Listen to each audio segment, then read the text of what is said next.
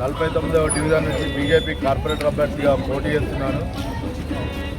ఈ డివిజన్లో గత వారం రోజుల నుంచి నేను ఇంటింటికి గడప గడప తిరిగి ప్రతి ఒక్కరిని ఓటు వేయాలని చెప్పి అభ్యర్థిస్తున్నాను. ప్రతి ఒక్కరూ నాకు సంపూర్ణ మద్దతు తెలుపుతూ గెలిపిస్తామని చెప్పి అందరూ హామీ ఇస్తున్నారు.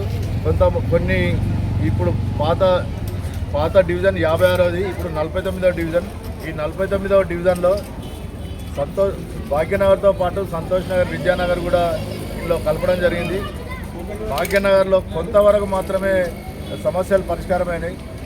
ప్రజలందరూ సమస్యల పరిష్కారం చేయాలని చెప్పి మమ్మల్ని చెప్పడం జరుగుతుంది. మెయిన్గా డ్రైనేజ్ ప్రాబ్లమ్స్, లైటింగ్ ప్రాబ్లమ్స్, రోడ్ల ప్రాబ్లమ్స్ చాలా ఉన్నాయి.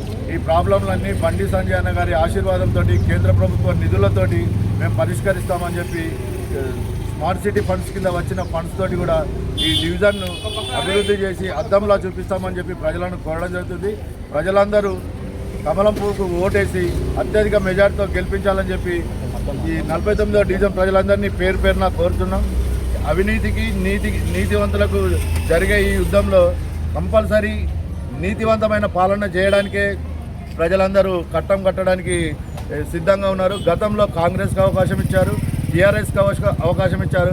వాళ్ళ సొంత పనులకే తప్ప ఒక్క అభివృద్ధి చేసిన పాపన అవ్వలేదు. వాళ్ళని చిత్తుగా ఓడగొట్టడానికే ప్రజలు నిర్ణయించుకున్నారు. కాబట్టి కమలం పువ్వు గుర్తుకు ఓటేసి ప్రజలందరూ అత్యధిక మెజార్టీతో గెలిపించాలని చెప్పి అందరినీ విన్నవించుకుంటున్నాను. జై శ్రీరామ్.